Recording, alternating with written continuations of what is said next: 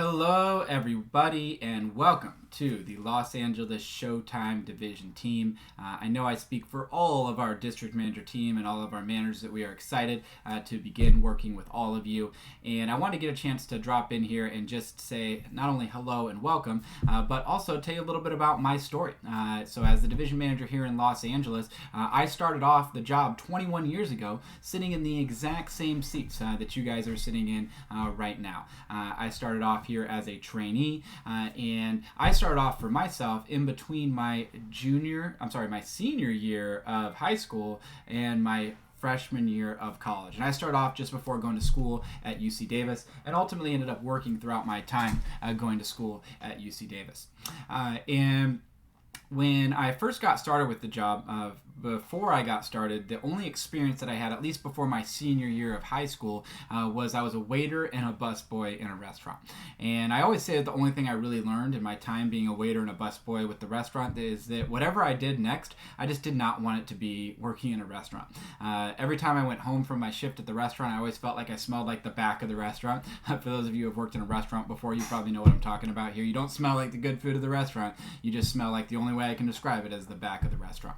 Whenever the dishwasher didn't show up, I was the dishwasher. Sometimes I was the janitor. I was definitely much more of a busboy than I was a waiter. And so, like I said, the only thing I really learned from my time working there was that whatever I did next, I didn't want it to be in a restaurant. So I went on to my senior year of high school after that year, and once I got through the main part of my senior year, which I would consider my football and basketball season, as I was a big athlete growing up, that I was looking for what I was going to do for the next summer in between that senior year of high school and freshman year of college. And so I happened to be out at a picnic during May of my senior year, and at that picnic there was a company called Cool Inc. DJ that was DJing the picnic. And I went up and struck a conversation with the owner. I like a lot of different kinds of music, everything from hip hop to rock to classic rock to jazz, so on and so forth. And so struck up a conversation with him. And he let me know that they were hiring for positions on their DJ team to DJ parties, dances, and events all throughout the Monterey Salinas area. And this sounded like it would be a really cool job to interview for, so I went in and interviewed, and ultimately I got the job. So I was pretty excited to DJ those parties, dances, and events all throughout the area. And when I went into my first day of training, though, they started going over schedule, and they realized that I was going to go to school in August. And they did not like the idea of training a new full-time DJ who was going to be going to school in August. So they decided that no longer was that going to be my main job, that my main job instead was going to be the setup and tear down guy for all the other DJs. So I would set up all the equipment before a show got started and then tear it down when it all got done. Kind of like a roadie setting up all the equipment. This was not nearly as exciting as the original position I had been hired to do. But again, it was required to work in my household and I needed to have a job, so I decided to start that job. And so I complained a lot about this job, mainly the hours of it, to my friends and my family. And the main thing I didn't like about the hours was I would set up before a show got started, which wasn't too bad, but I would tear down whenever a show got done. So sometimes that was 7 p.m., sometimes it was 11 p.m., sometimes it was 3 a.m. So whatever time the show got done, I would drive out there and tear down all the equipment, put it in the van, drive it back to the shop. And so I continued to do this job throughout May of my senior year into June after my senior year. And in late June of my summer was always a time that, at least for the past couple of years, I had volunteered to work in counsel at a vacation Bible school where I'd gone to youth group at.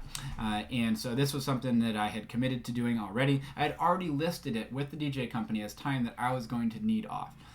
Well, when that time came up, as sometimes happens with jobs and bosses, my boss came up to me and said, "Hey, Kevin, I know you requested this time off, but we're really busy during this time. And so I think you're just going to have to not be a counselor at Vacation Bible School this year." And to me, I felt like I'd committed to doing this for the church before I'd committed to this job. I'd also felt like I'd given ample notice to my employer, letting him know I would need that time off. And as I mentioned earlier, I didn't like my job. And so I decided what I would do is quit that job. I would go do Vacation Bible School for a few weeks, and then I would find a new job. And so that's exactly what I did. And so when I went to Vacation Bible School, some of the counselors that were there were good friends of mine. One of my good friends, Charles Cochran, who I had played football with all through high school, was one of the other counselors. And he comes up to me about the third day of the camp and goes, "Hey, Kevin, I'm so tired of hearing you complain about that job you had. I think you need to check out my job." And I was like, "Oh, okay, your job? Like, what do you do? Like, what's your job?" He's like, "Well, first of all, I've already made over $3,000 since we graduated a couple weeks ago, and I'm already on pace to win a scholarship right now." And so and I said, oh, okay. So like, what do you do though? Like, what's your job? And he goes, oh, I saw this awesome product called Cutco. They're these awesome knives. They're like the best knives, right? And he kind of went off about the knives, right? So to me, that sounded weird. So what did I do? I made fun of him about it. I was like, you keep selling those knives, I'm going to do something else. He's like, no, come on, Kevin, there's so much more to it. I'm really growing a lot personally and professionally. I think you need to at least check it out. And I said, he said, let me tell you more about it later. I was like, fine, Charles, you can tell me more about it later.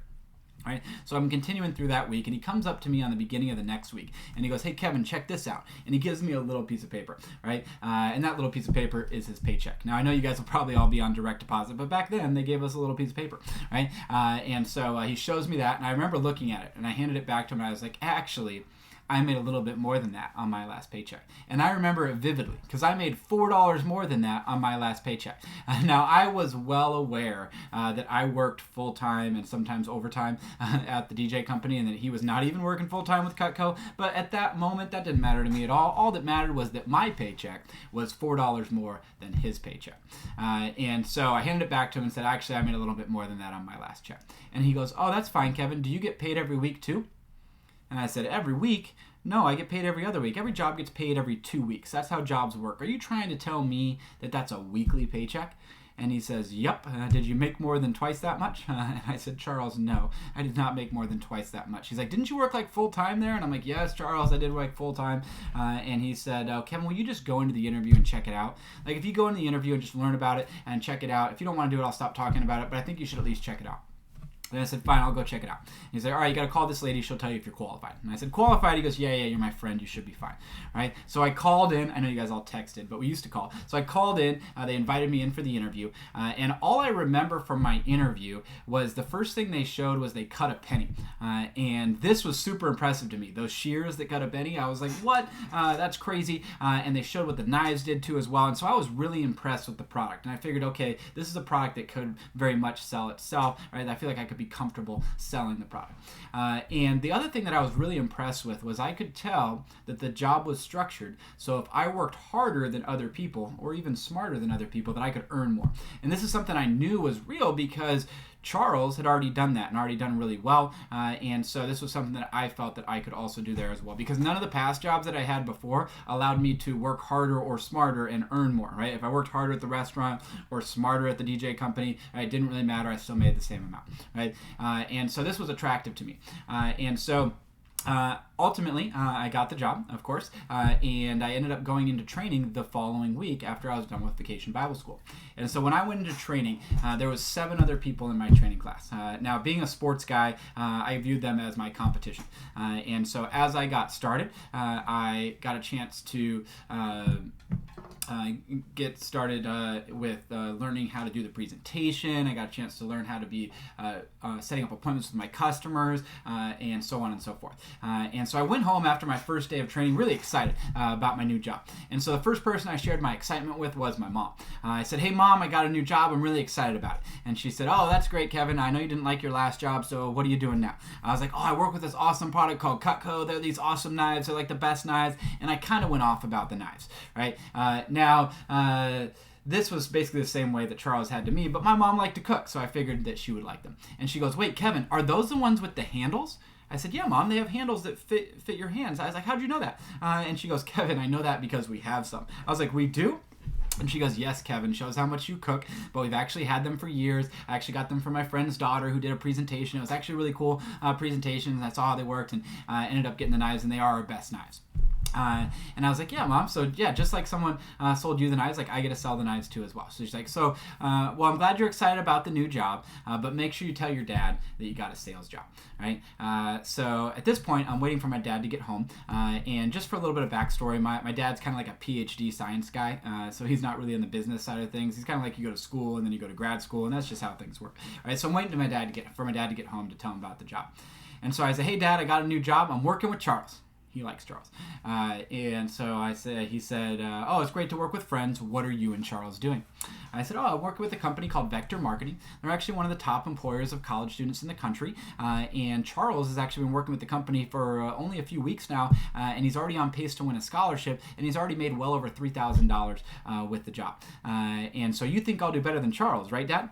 And he says, well, Kevin, of course, you can do better at Charles at anything you want if you put your mind to it. But Kevin, is this a sales job with Cutco? Almost the same words my mom had actually already used. And I said, yes, Dad, but they have a structure where if I don't sell anything at all, I get paid anyways. So I get paid $15 for each appointment I do, even if nobody buys anything.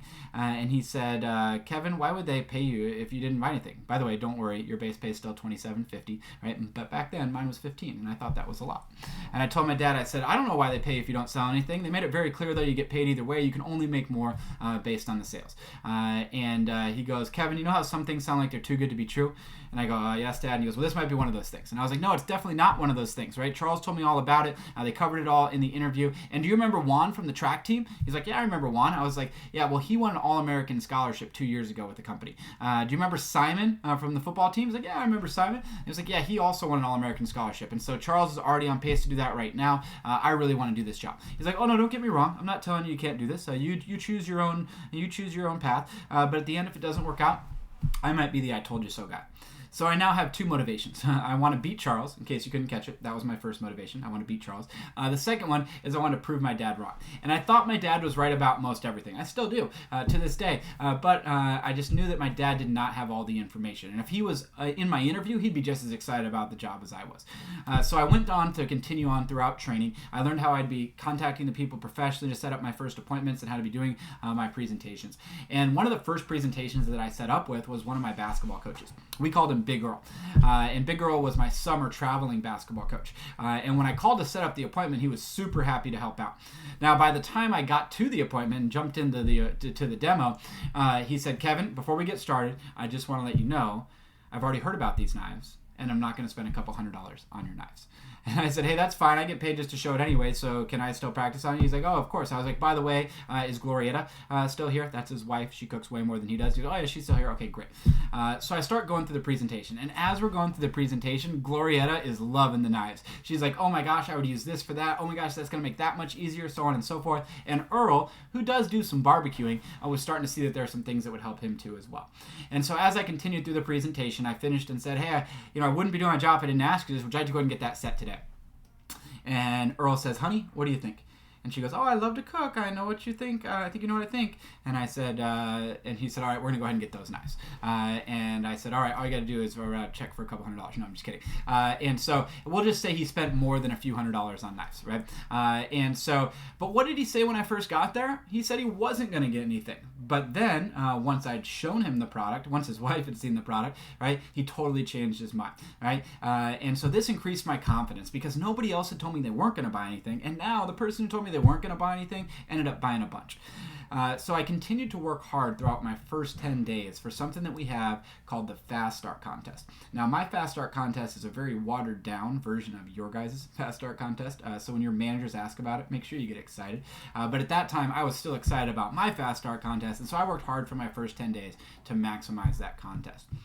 And then I focused on earning promotions. And so every time I would earn a promotion, I would always make a point to tell my dad I got another promotion. So about the third or fourth time I told him that after my first few weeks of working, I'd say, hey, Dad, I got another promotion. He said, Kevin, if you're going to keep doing that job, just make sure you keep getting those promotions. Promotions look good on resumes and for grad school, so make sure you keep doing that, right? So he's starting to come around a little bit. Right. So I continued to work hard that summer, and one of my goals that summer was to qualify for the Conference of Champions.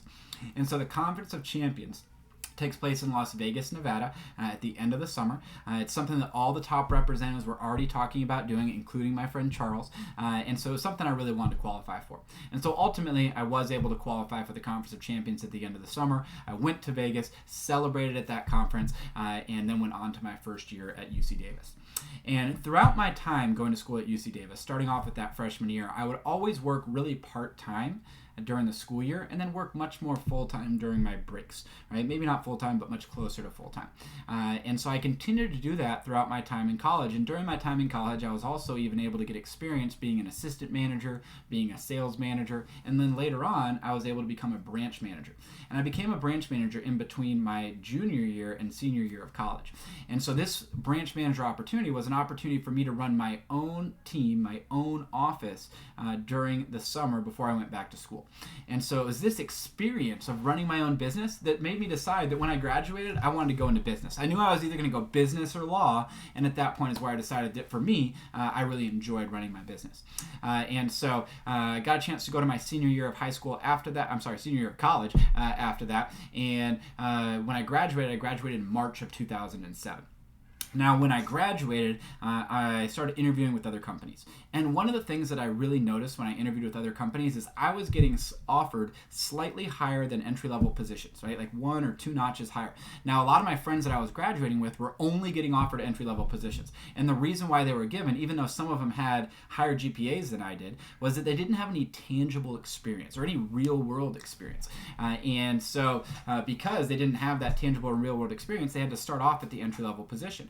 But I was being offered a little higher positions. I was able to share in my interviews that I was able to set and achieve goals effectively. I was able to be responsible for a certain amount in business. I was able to help others to set and achieve goals as well, and I was able to manage a business, so on and so forth. And so this was able to open up some new doors for me. Well, speaking of open doors, my company Vector and Cutco was also offering me to become a district manager. They were offering me to become a district manager in Monterey, California, which was the area that I had started in. My manager happened to be moving on at the time that I was graduating, and so I was being offered that position.